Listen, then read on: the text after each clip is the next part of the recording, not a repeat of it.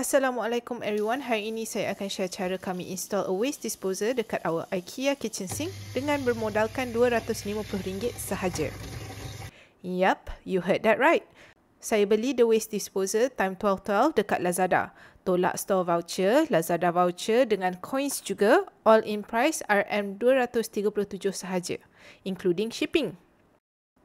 Ada banyak sebenarnya waste disposer yang murah-murah dekat Lazada dan Shopee, tapi saya pilih this one sebab one, dia jual sekali the full kit sekali dengan banyak accessories yang almost lengkap for most households. Dapat free dengan this set is a 3-way elbow yang korang boleh attach to the output pipe of a water filter, dishwasher dan second sink basin kalau sink korang jenis 2 basin.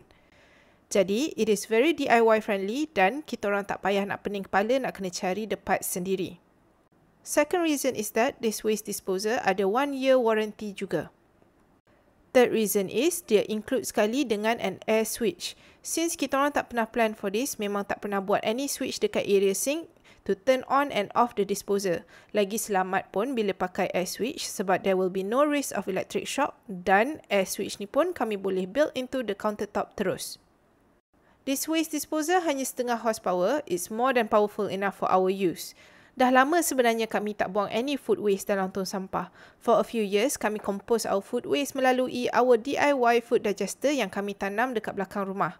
Jadi, tulang ayam, daging, semua saya buang dalam the food digester instead of the disposer.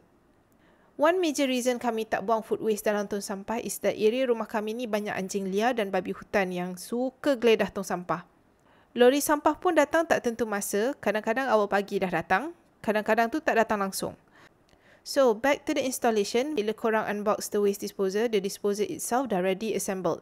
Ada manual juga yang quite clear. First step, kita clearkan dulu area bawah sinki ni, lepas tu kena cabut all the plumbing alik bawah the sink. Yang kami biar is the overflow pipe sink je sebab that one tak dapat dalam the set. Yang lain semua kita akan ganti dengan set yang dapat sekali dengan the disposer. Saya cabut dulu the top part of the disposer. This part ada the drain basket yang attach sekali dengan the push stick and a splash guard. Semua ni kita boleh cabut dulu and put to the side. This one is the original sink part yang kami dah remove. Now boleh remove the disposer mount dulu. Apa yang dalam tangan kanan saya tu akan go under the sink dan the pieces dalam tangan kiri saya akan berada in the sink. Untuk release the mount, kena remove the rubber stopper dan sekarang boleh remove the mount dan boleh insert what's left into the sink hole. Dari bawah the sink, pasang the whitewasher dengan the sink mount. Screw in sampai ketat. Sekarang boleh ambil the screws provided dan screw the mount into place. Untuk reinstall the disposer mount, slide it on dan secure it into place dengan the rubber stopper. Next, saya akan install the 3-way elbow dekat the disposer. Line up bracket dekat the 3-way elbow tu dengan the screw hole dekat the disposer. Secure pakai the screws dan settle. Dekat bawah boleh install the waste pipe. Dan this is the waste pipe yang kami dah install to our wastewater outlet. Waste pipe ni pun dapat 2 jenis in the set dan korang boleh pilih mana-mana yang bersesuaian dengan jenis wastewater outlet korang. Wastewater pipe yang dapat dalam the set memang siap dengan the thread, jadi pusing je to install onto the 3-way elbow. The only thing yang complicated sikit for us in the entire installation is mana nak sambung piping overflow sinki kami since dalam manual pun tak cakap apa.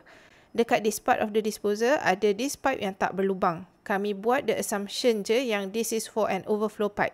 Dan kami drill through the plastic pakai this drill bit. Kalau sinki korang jenis tak ada overflow pipe, boleh ignore je this part.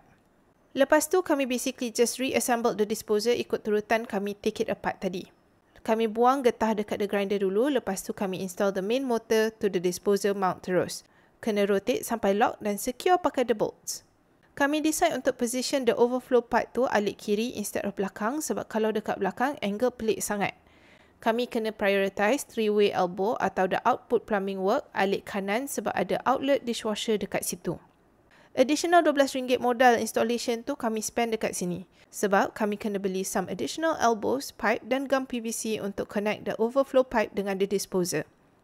Piping tu kami kena beli yang electrical punya sebab nak cari size yang match dengan the existing overflow pipe dari IKEA dengan the opening dekat disposer tu, pipe air biasa tak ada yang match. Tapi, since this one untuk overflow sahaja, air jarang lalu, so harapannya selamatlah macam ni. Now, dah boleh install the wastewater pipe to the disposer. Letak sikit some plumber's tape dan screw it in. Since bawah sink kami ni tak ada any power outlet, kami kena plug the disposer ni dekat belakang our dishwasher since dekat situ je ada power point. Nasib baik wayar disposer tu cukup panjang. Memang ngam-ngam je. In the future, kami nak tarik satu power outlet bawa pi bawah sinki ni. Tapi itu kira future project sebab ada a few electrical jobs kena buat dekat rumah ni. Jadi kami nak panggil electrician dan buat sekali arung. Sekarang kami nak install the air switch pula. Air switch ni memang tak pakai electricity. Jadi tak ada wayar dekat dalam. Kami akan install the switch betul-betul sebelah sinki kami, tapi kami tebuk part kayu instead of the sintered stone sebab lagi senang. Yang saya mark pakai masking tape ni semua area yang kami kena elak sebab ada our kitchen cabinet frame dekat situ. Tapi kami bernasib baik sebab masih boleh align the switch tu to the center of the soap dispenser dan water tap. Kami buat a pilot hole dulu pakai a drill bit and a corded drill. Lepas tu kami check if position tu okey ke tak dari bawah. Memang cukup-cukup je the clearance for the air switch in that position. Next, kami guna a drill bit yang betul-betul the diameter of the internal part of the air switch dan drill all the way through. Cabut dulu the mount untuk alik bawah the air switch tu, lepas tu baru masukkan the pipe of the air switch melalui lubang yang kami buat tadi. Secure the air switch to the countertop pakai the mount. Twist dari bawah the countertop sampai ketat dan the air switch tu dah tak boleh bergerak. Sekarang boleh sambung the air switch to the disposer, insert the tube dekat the designated spot alik bawah dan secure pakai the rubber holder. Since piping air switch tu panjang, saya guna some wire managers untuk kemaskan.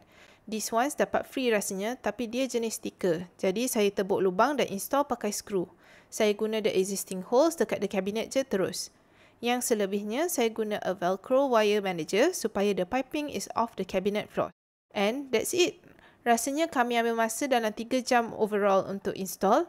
Part lama sekali nak figure out macam mana nak buat the overflow pipe dan nak kena bawa keluar the dishwasher untuk plug masuk the disposer. The installation of the actual disposer tu sebenarnya cepat sebab the kit tu sendiri sangat senang nak assemble. So sekarang inilah setup bawah sinki kami. This one untuk overflow sinki dan this is the wastewater from the sink yang dah lalu the disposer and it goes through the pipe sampailah masuk the wastewater outlet. Yang kiri sekali tu stopcock untuk our cold water, this one pergi ke sinki dan yang ni pergi ke dishwasher. Sabun cuci pinggan kami pun guna tube panjang macam ni jadi tak perlu nak refill selalu. Jom saya demo cara guna the disposer. Hari ini saya akan demo dengan kulit tembikai. First step, buka air dulu, lepas tu baru turn on the disposer guna the air switch. Now dah boleh push the food waste masuk.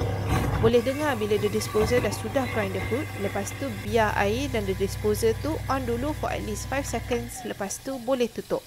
Sekejap je saya on the disposer tapi clear je lepas tu.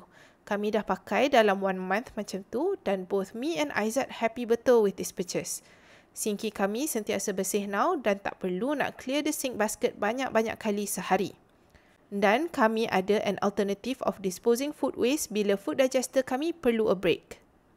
Before this, tak teringin pun nak install a waste disposer tapi sebab jumpa such a good deal, saya take a chance. And it is seriously value for money. Kami quite pleasantly surprised by the quality of this waste disposer juga.